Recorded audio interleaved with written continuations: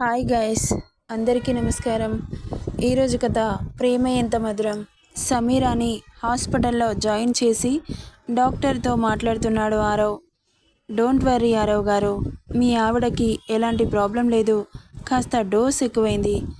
అప్రోడియాసిక్ అనే డ్రగ్ ఎక్కించారు. దానివల్ల sexual feelings పీక్స్లోకి వెళ్తాయి. ఆమెతో ఎవరైనా ఇంటిమేట్ అవ్వాలని ఆమె శరీరం కోరుకుంటుంది. ఆమె శరీరంలో డ్రగ్ ఉన్నంతసేపు ఎవరు ఇంటిమేట్ అవ్వకపోతే పిచ్చి పట్టినట్లుగా అనిపిస్తోంది.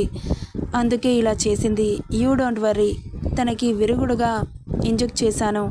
నెక్స్ట్ డే వరకు స్పృహలోకి వస్తుంది. తర్వాత తనని ఇంటికి తీసుకెళ్ళొచ్చు అని చెప్పి వెళ్ళిపోయింది డాక్టర్. స్పృహలో లేని సమీరాని చూస్తూ ఉండిపోయాడు ఆరవ్. మనకి ఎందుకు ఇలా జరుగుతుంది సమీ? నువ్వు లేని రోజులు నాకు నరకంగా అనిపించింది. ఇప్పుడు నువ్వు కనబడ్డాక పోయిన ప్రాణం తిరిగి వచ్చింది. Love you Sami, love you so much. నిన్ను, ఈ చేతిని ఇంకెప్పటికీ వదలను. నువ్వు నా ప్రాణమే. ఈ ప్రాణం ఉన్నంతసేపు నీకు ఏం కాకుండా నేను చూసుకుంటాను. నిన్ను చూడకుండా ఇంకా ఒక్క క్షణం కూడా నేను ఉండలేను. నిన్నెవడైనా తాకినా, కనీసం చూసినా వాడి ఊహ కూడా వణుకు పుట్టేలా చేస్తా. నిన్నిలా కిడ్నాప్ చేస్తారని ఊహించలేదు. అయినా నాకు చెప్పకుండా ఎందుకు వెళ్ళావే ఇడియట్? నన్ను వదిలి ఎలా వెళ్ళాలనిపించింది? నాకు నీకంటే ఎవరు ఎక్కువ కాదు. మరి నీకు? నేను తప్ప అందరూ కావాలి. నాకు నమ్మకం ఉంది సమీ. నా ప్రేమలో నిజాయితీ ఉంది. అందుకే ధైర్యంగా ఉన్నాను. ఎప్పటికైనా నువ్వు నా దరి చేరుతావని. కానీ ఈ సిచ్యువేషన్లో కలుస్తాననుకోలేదు అంటూ ఆమె చేతిని తీసుకొని ముద్దు పెట్టుకున్నాడు ఆరవ్. ఆమె కోమలమైన చేతిని అలాగే చూస్తూ, ఏ శిల్పి చెక్కాడో కానీ ఇంత అందం, ఇంత అణకువ నేను ఏ ఆడపిల్లకి చూడలేదు. Really I'm so lucky. నువ్వు నాకు దొరికినందుకు. నాకు తెలుసు నా లైఫ్ చాలా హ్యాపీగా ఉండబోతుందని. ఇంత బ్యూటిఫుల్ లైఫ్ని ఇచ్చిన ఆ దేవుడిని నేనెప్పుడు రుణపడి ఉంటాను. ఆకలిస్తుందా సమీ? ఎప్పుడు తిన్నావో ఏంటో నిన్ను ఇలా చూడలేకపోతున్నానే. ఎప్పుడు స్పృహలోకి వస్తావు? 1000 కళ్ళతో ఎదురు చూస్తున్నాను అంటూ ఆమె మీద నుండి చూపు మరల్చకుండా ఆమె రూపాన్ని గుండెల్లో నింపుకుంటున్నాడు. ఎందుకో తెలీదు, నిన్ను చూస్తుంటే మనసుతో పాటు కడుపు కూడా నిండిపోయింది. నీకో విషయం తెలుసా? నేను సరిగ్గా తినక 1 మంత్ అవుతుంది. నువ్వు వెళ్ళిపోయినప్పటి నుండి ఏం తిన్నానో, ఏం ఉన్నానో నాకు మాత్రమే తెలుసు అని చెబుతుంటే అతని చెయ్యి మీద సమీ చెయ్యి పడింది. ఒక్కసారిగా ఆమె స్పర్శ తగిలి ఉలిక్కిపడి ఆమెను చూశాడు. ఇంకా స్పృహలోకి రాలేదు. ఆమెను చూసి హాయిగా నవ్వుతూ చెయ్యి తీసుకుని ముద్దు పెట్టుకున్నాడు. ఇక ఆకలి మర్చిపోయాడు. ఇన్ని రోజులుగా పట్టని నిద్ర ఆమె సాంగత్యంలో అతనికి హాయిగా నిద్ర పట్టేసింది. ఆమె గుండెల మీద ఒరిగి కళ్ళు మూశాడు. ఆమె హార్ట్ బీట్ లయలా వినిపిస్తుంటే తెలియకుండానే నిద్ర పట్టేసింది ఆరవ్కి. నెక్స్ట్ డే మార్నింగ్ మెలకువ వచ్చిన సమీర గుండెలపై ఉన్నాడు ఆరవ్. అతన్ని చూడగానే పోయిన ప్రాణం తిరిగి వచ్చినట్లు అనిపించింది సమీరాకి. నెల రోజుల నుండి అతని స్పర్శ లేక ఎంతో పిచ్చి పట్టినట్లు అనిపించింది సమీరాకి. ఇప్పుడు అతని ప్రజెన్స్, అతడి స్పర్శ డైరెక్టుగా తగులుతుంటే ఆమె మనసు ఉక్కిరి బిక్కిరవుతోంది. అతనితో మాట్లాడాలి, ఎన్నో చెప్పాలి అని మనసు తప్పిస్తుంటే చాలా మత్తుగా నిద్రపోతున్నట్లు అనిపించింది. అతన్ని డిస్టర్బ్ చేయాలనిపించలేదు. మరింత అతన్ని గుండెలకు హత్తుకొని జుట్టు లోపలికి వేళ్లు జొప్పించి నిమురుతూ కాస్త ముందుకు వంగి తలపై ముద్దు పెట్టింది. ఆమె పెదవుల స్పర్శ అతని బ్రెయిన్, హార్ట్కి పంపించేలోపే టక్కున కళ్ళు తెరిచి ఆమెను చూశాడు.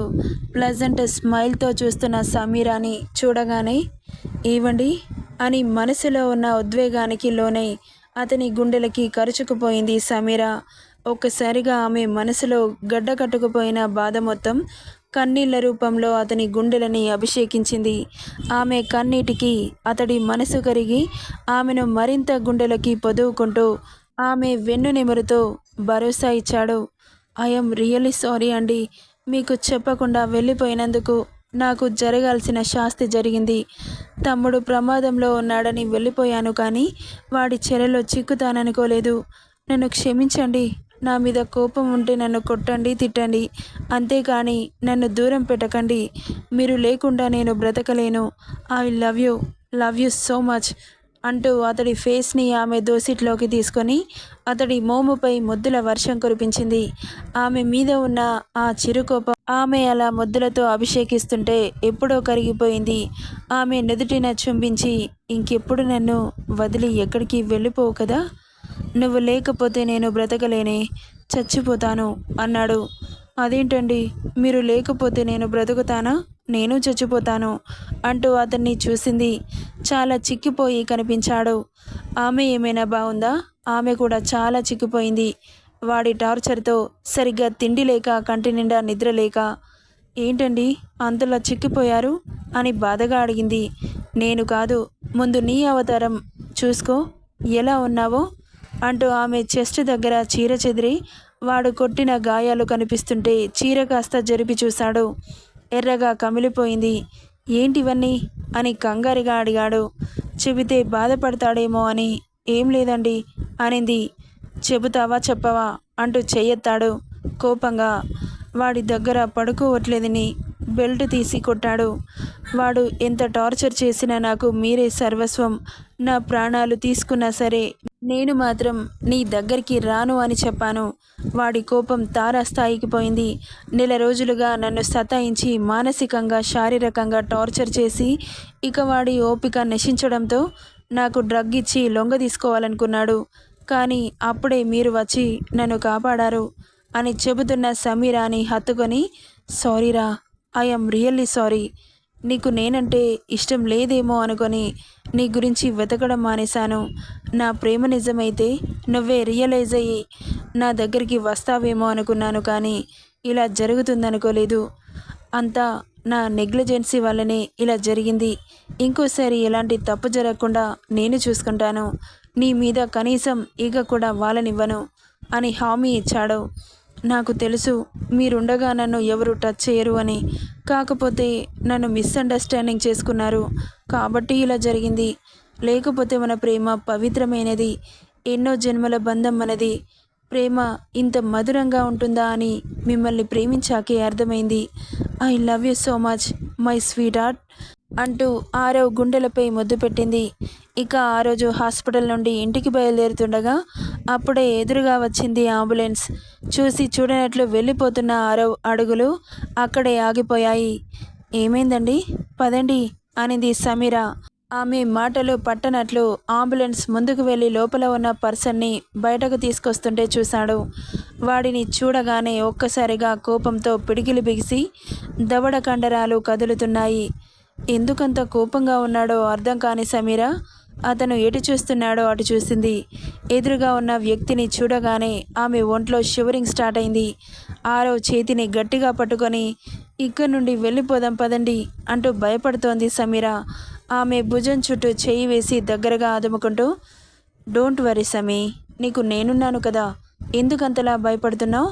నేనుండగా వాడు నిన్ను టచ్ చేస్తాడని అనుకుంటున్నావా అంటూ థామస్ని స్ట్రెచర్ మీద పడుకోబెట్టి లోపలికి తీసుకెళ్తుంటే వాడి వెనకే వెళ్ళాడు ఆరవ్ కూడా. అతన్ని రూమ్లో అడ్మిట్ చేసి ట్రీట్మెంట్ ఇచ్చి బయటకు వచ్చిన డాక్టర్స్ని చూసి ఆరవ్ లోపలికి వెళ్ళాడు.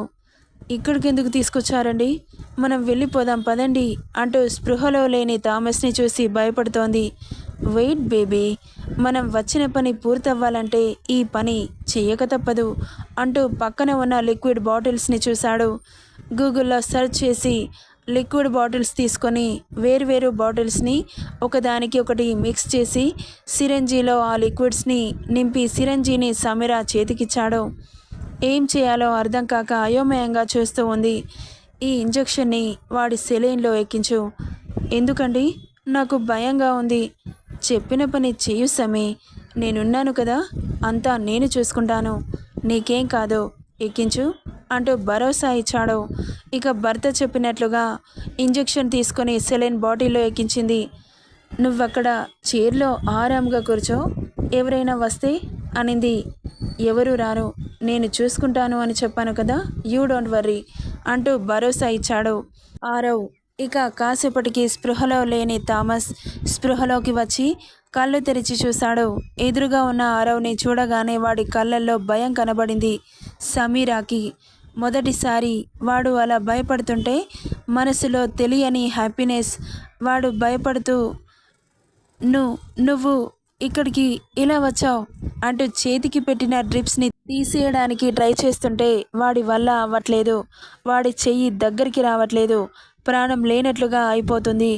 మెల్లగా ఇంకో చెయ్యి తర్వాత కాళ్ళు, అలా బాడీ మొత్తం ప్యారలైజ్ అయిపోయాయి. వాడు మాట్లాడే మాటలు కూడా తడబడుతున్నాయి. మూతి వంకరపోతోంది. పూర్తిగా అన్కాన్షియస్లోకి వెళ్ళిపోయాడు. సమీర చూస్తుండగానే వాడు నరకం అనుభవించి కళ్ళు మూశాడు. వాళ్ళు చూస్తుండగానే వాడి పల్స్ రేట్, హార్ట్ బీట్ పూర్తిగా పడిపోయి ప్రాణాలు గాలిలో కలిసిపోయాయి. ఆరవ్ ఫేస్లో సాడిస్టిక్ స్మైల్ వచ్చి చేరింది. సమీర పరిగెత్తుకుంటూ వచ్చి ఆరవ్ని కరుచుకుపోయింది. ఎందుకంతలా భయపడుతున్నావు? ఇప్పటి నుండి నీ ఒంటి మీద ఈగ కూడా వాలదు బంగారం. నీ ప్రాణానికి నా ప్రాణం అడ్డు, ఓకేనా? మనం వచ్చిన పని పూర్తయింది అని ఆమెను అక్కడి నుండి తీసుకొని వెళ్ళిపోయాడు ఆరవ్. ఎక్కడికి వెళ్తున్నాం? ఇండియాకి ఎప్పుడు వెళ్దాం అనింది అతడి భుజం మీద తలపెట్టుకొని. నీకు ఇండియాకి వెళ్ళాలనుందా, ఇక్కడే ఉండాలనుందా? మీరుంటే అది నరకమైనా సరే హాయిగా మీతో వచ్చేస్తాను అనింది సమీర. ఆమె మాటలకి అతడి పెదవుల్లో స్మైల్ వచ్చి చేరింది. కాసేపటికి కారాగింది. చుట్టూ చూసింది సమీర. దిగు బేబీ అంటూ ఆమె చెయ్యి పట్టుకొని కిందకి దిగాడు. లోపలికి వెళ్ళి రిసెప్షన్లో మాట్లాడి పైన రూమ్స్ అలాట్ చేయడంతో సమీరాని తీసుకొని వెళ్ళాడు ఆరవ్. మనం ఇక్కడే ఉందామా అడిగింది ఆ రూమ్ని పరికించి చూస్తూ. ఆమెను వెనక నుండి హత్తుకొని మెడపై పెదవులు ఆంచి, మన పెళ్ళైనప్పటి నుండి హనీమూన్ రాలేదు కదా, ఎలాగో పనిలో పని ఇక్కడి వరకు వచ్చాం, హనీమూన్ చేసుకొని వెళ్ళిపోదామని అంటూ ఆమె వీపుపై ముద్దు పెట్టాడు. ఒక్కసారిగా ఒళ్ళు జల్లుమనింది. అతని చేతులని గట్టిగా పట్టుకొని కళ్ళు మూసుకుంది సమీర. సరే, హాస్పిటల్ నుండి ఇప్పుడే వచ్చాం కదా, చాలా చిరగ్గా ఉంటుంది, నువ్వు వెళ్ళి ఫ్రెష్ అవ్వు అన్నాడు. సరే అంటూ వాష్రూమ్కి వెళ్తుంటే ఆమె చెయ్యి పట్టి దగ్గరికి లాక్కొని, ఒక్కదానివే వెళ్తావా, నేను కూడా తోడురానా అంటూ కన్ను కొట్టాడు. సిగ్గుతో ముడుచుకుంటూ, ఛీ పోండి, నేనే చేస్తాను అంటూ వాష్రూమ్కు పరిగెత్తింది. వెళ్తున్న సమీరాని నవ్వుతూ చూస్తూ ఉండిపోయాడు ఆరవ్. ఆమె అటు వెళ్ళిపోగానే పాకెట్లో ఉన్న మొబైల్ చేతిలోకి తీసుకొని బాల్కనీలోకి ఎవరికో కాల్ చేశాడు. కాసేపటికి ఆమె నుండి వచ్చే అరోమా అతడి ముక్కుకు తాకగానే తల తిప్పి చూసిన అతనికి ఎదురుగా పాలరాతి శిల్పం మీద నీటి బొట్లు పడి ఎలా మెరుస్తుందో అలా ఉన్న సమీరాని చూడగానే అతడి చూపు నిలిచిపోయింది.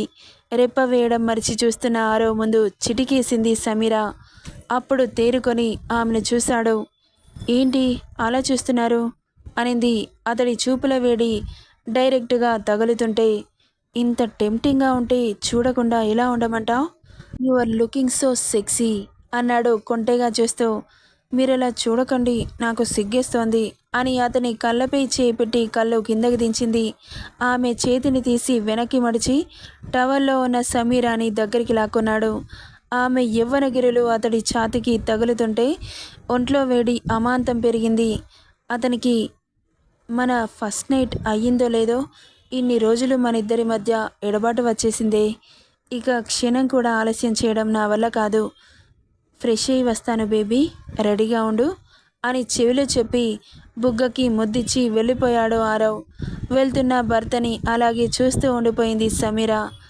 ఆరవ్ సమీర లవ్ని ఎలా ఫీల్ అవుతున్నారో కామెంట్ రూపంలో తెలియజేయండి. Thank you for listening.